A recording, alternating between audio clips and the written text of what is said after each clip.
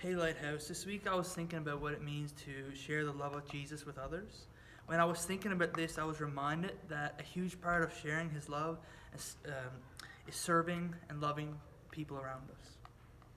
It is by loving and serving people with no strings attached, meaning we do it for the genuine desire just to love people.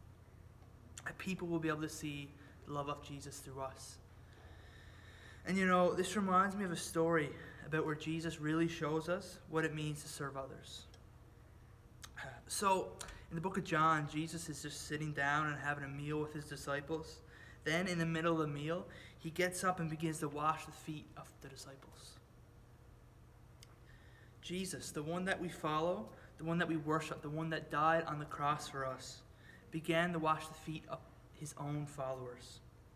For a moment, just think of the dirtiest job or the job you'd want to do the least. There are plenty of jobs I definitely wouldn't want to do. Well, in that day, washing feet was considered the worst job possible that anybody could do. One of the worst jobs possible that anyone could do. Yet he took it upon himself to wash the feet of his disciples. Now, how crazy is that? Now, why on earth would Jesus want to do something like that? And you know what he says? And I'll read it to you. It comes in John 13:12-16. Do you understand what I have done for you? Jesus says. You call me teacher and Lord, and rightly so, for that is what I am. Now that I, your Lord and teacher, have washed your feet, you also should wash one another's feet. I have set for you an example that you should do as I have done for you. Very truly I tell you, no servant is greater than his master, nor is a messenger greater than the one who sent him. Simply, Jesus wanted to set an example for us on how to serve others. If Jesus himself was willing to wash the feet of his disciples, then we should be willing to do the same. Now, that doesn't mean we have to go around washing other people's feet. I think that might come across a little bit weird. But what we should do is keep our eyes open on how to serve other people like Jesus did. Maybe it's cooking a meal, maybe it's shoveling a driveway, maybe it's giving someone a ride. If we keep our eyes and ears open, we'll be able to find plenty of ways we can help other people. And of course, helping and serving others is a loving thing to do.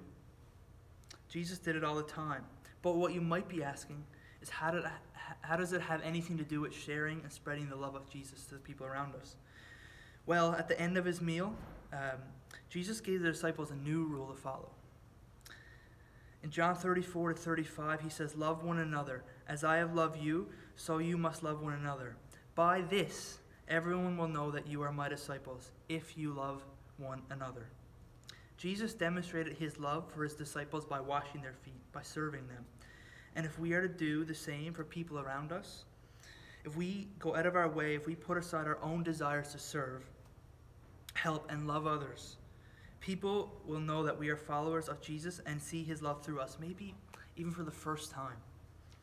Serving others, it might be very uncomfortable for you. We might have to do something that we don't like. And sometimes we'll even have to serve people, maybe they're not the nicest to us. But here's the catch. Even the smallest deed, something that you don't think is important, something that you don't think that matters, something maybe you don't think anyone notices, it could have the biggest impact in someone's day. Maybe the kindness that you show someone is the only source of kindness they'll see in their day or even in their life. Maybe it'll be the first time they experience the love of Jesus. As you go about your week in your home, school, community, think about what you can do to serve others just as Jesus served us. Even the smallest little deed could change the course of someone's day, their week, or their life.